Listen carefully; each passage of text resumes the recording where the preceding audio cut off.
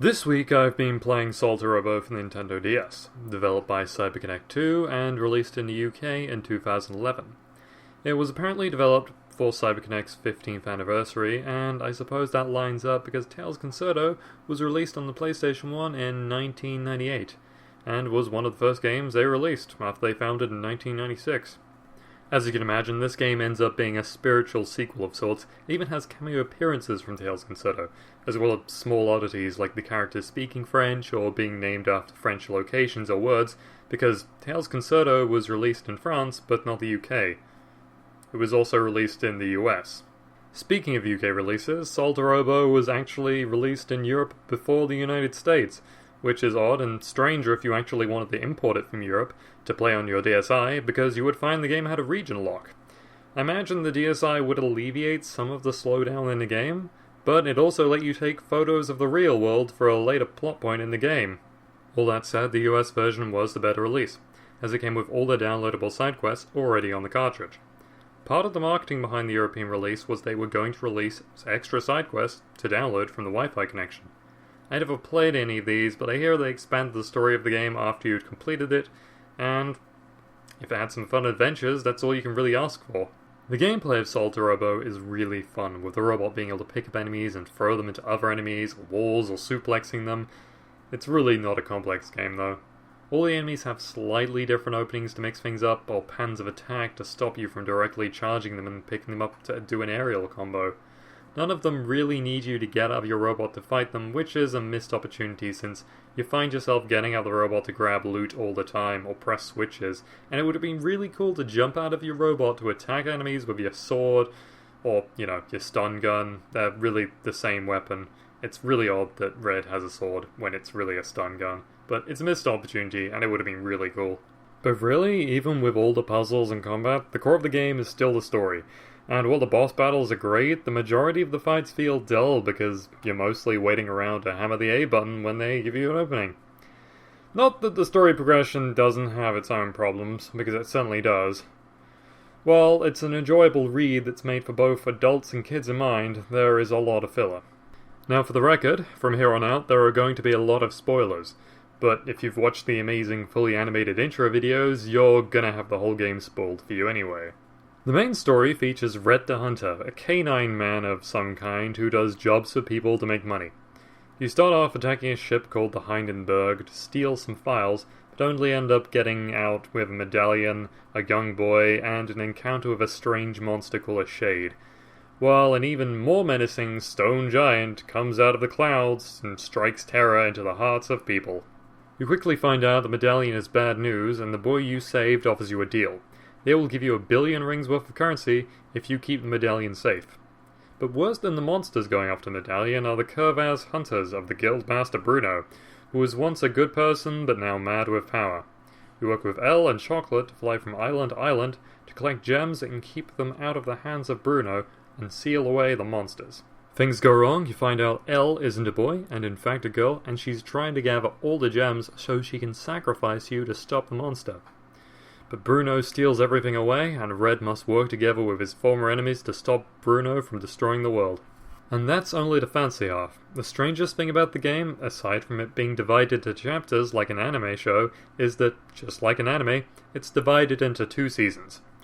Once you stop Bruno, you get kicked back to the title screen, given a warning, and then, once you start the game up again, you have a whole new adventure and a whole new season.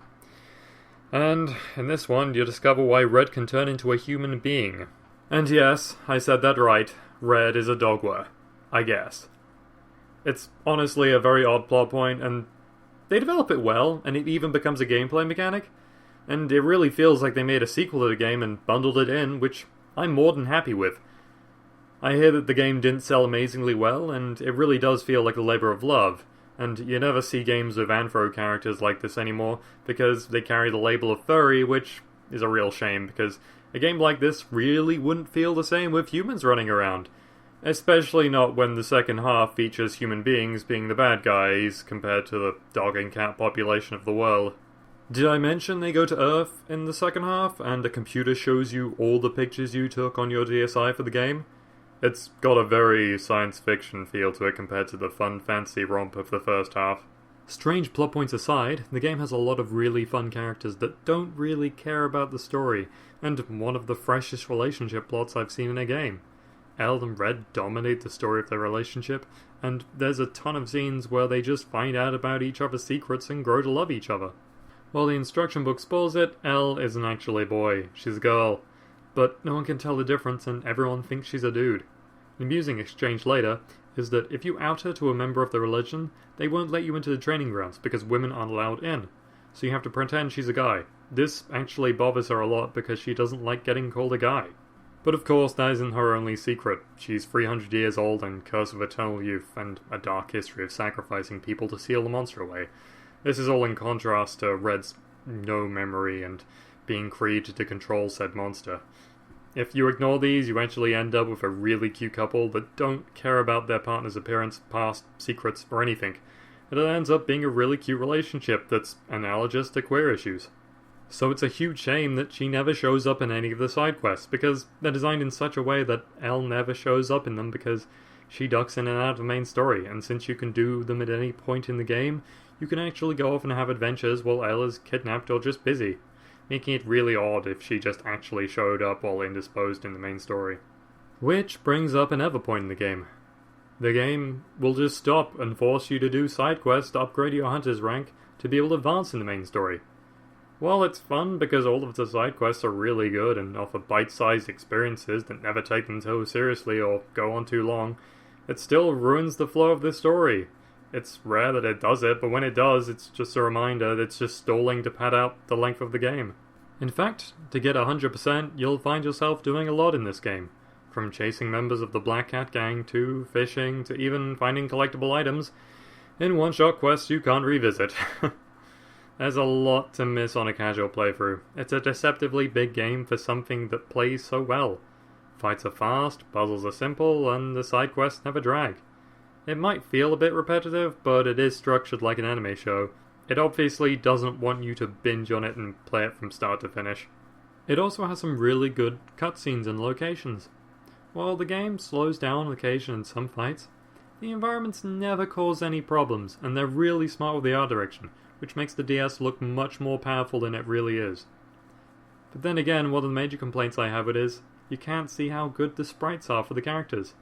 While the cut-in artwork looks great and the environments look amazing, the sprites for the characters look terrible when placed in the distance. You never get a good look at them and the animations are wasted. But really, I need to go back to how good the art looks when exploring. I can't say it's all 3D rendered because most of the towns are drawn and painted with sprites littering the foregrounds to give them more depth. A lot of the cutscenes look 3D without actually being 3D, and I'm sure it saved them a ton of space on the cartridge. I know that must have been a concern because a lot of the fully 3D levels get repeated in quests. The exits and contents get changed around a lot. These are all features that we used in the PS1 era and helped flesh the game out and make it feel more like a PS1 game from years past. Not that Solatorobo doesn't truly feel modern, the game is full of features that make it feel like it was made for its age, such as multiplayer, downloadable quests. You really don't need any of them to fully enjoy the game, but they're there. Solatorobo managed to create an experience that doesn't really need any supplemental material, but if you do want some, the instruction booklet is amazingly well made, full of art and information about the world, but it also spoils a little plot, like Mel being a girl. Aside from that, there was also a manga made for it. Of course, while we're talking about the production values of the instruction booklet, it's an odd thing to notice, but a picture of the robot is added to the artwork on the front of the game cover with the caption, "Pilot a powerful robot and unveil the origins of mysterious world," which is really telling that the cover art for the game doesn't tell you a lot about the game, because you have a dog man called Red standing there, and there's some blimps, and a human, and no sign of the robot that you pilot for the entirety of the game. The game really had trouble keeping all of the plot twists on the wraps, but then it is made for kids. Honestly, even with the plot twist revealed right from the outset, it's still really great seeing all the characters' reactions to it. Almost makes you want to be able to interact with them Mass Effect style and learn more about the world. So in finishing, I greatly enjoyed Solatorobo. It was fun to play through again and see how well it stands up. The game's design isn't the best. It's repetitive, but it is fun. I hear they might be making a new game in the Little Tales Bronx series to go along with Tales Concerto and Solatorobo, but really that's all rumour right now.